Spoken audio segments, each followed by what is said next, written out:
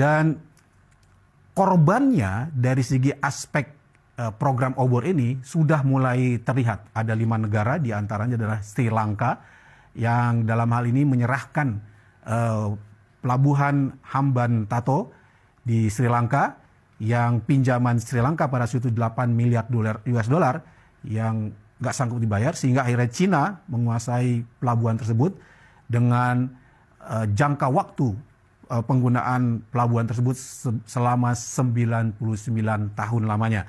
Dan yang kedua adalah Pakistan dengan pinjaman sekitar 62 miliar US dollar, yaitu kurang lebih 903 triliun rupiah.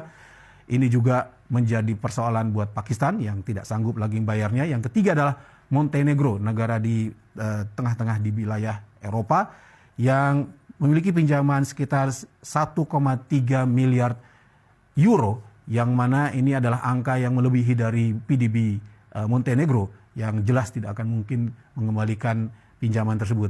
Yang keempat adalah Maldives, di mana suatu kepulauan di sebelah sananya Sri Lanka dengan pinjaman 225 juta US dollar, dan ini adalah merupakan pelabuhan juga yang diserahkan ke Cina. Yang terakhir ada Djibouti. Djibouti adalah merupakan satu wilayah di Afrika yang juga merupakan suatu pelabuhan yang dikuasai oleh Cina, yang ini pelabuhan strategis yang sekarang sudah dikelola oleh Cina.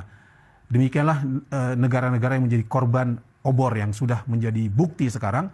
Dan oleh karena itu bukan hanya sekedar persoalan kerjasama ekonomi, tapi Cina pun dengan kekuatan ekonominya sekarang memiliki pengaruh politik yang besar.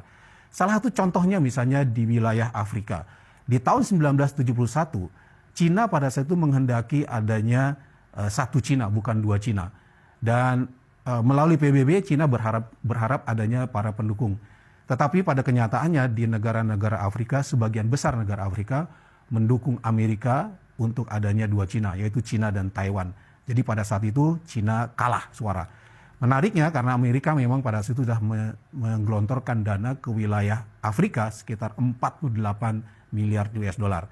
Nah kemudian sekarang ini bagaimana kemudian Afrika menjadi Cinanya Cina? Karena Cina telah menggelontorkan dana sekitar 128 miliar US dollar, yang itu kemudian pada saat di pertemuan 2007 di PBB, Cina pada saat itu mendukung Korea Utara dalam kasus HAM, dan pada saat itu Cina akhirnya mendapatkan dukungan dari negara-negara Afrika sebanyak 43 negara mendukung Cina dan sisanya 11 negara mendukung Amerika.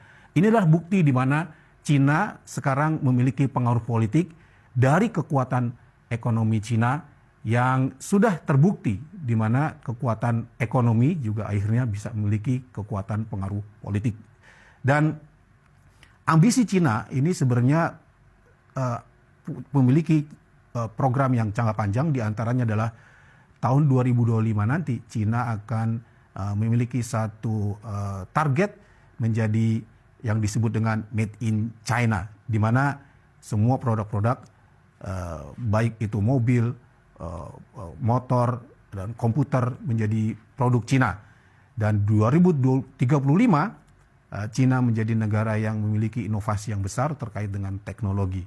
Dan target yang berikutnya adalah tahun 2049, di mana Cina juga ingin menjadi negara yang terbesar di dunia dalam hal militer salah satunya, di mana Cina akan berharap bisa mengalahkan Amerika. Demikianlah ambisi Cina dari tahun 2025 sampai 2049. Lalu bagaimana kita mensikapinya? Maka tentu saja kita melihatnya bagaimana juga obor ini adalah merupakan kapitalisme ala Cina, kapitalisme rasa Cina yang dijadikan oleh Cina sebagai alat untuk menguasai ekonomi, yaitu penjajahan ekonomi. Yang kedua, obor ini tentu saja mengandung riba karena memang ini adalah pinjaman yang harus dikembalikan plus bunganya. Di samping itu juga merupakan suatu mudorot di mana Cina menggunakan obor ini sebagai alat bantu mereka untuk menguasai suatu negara.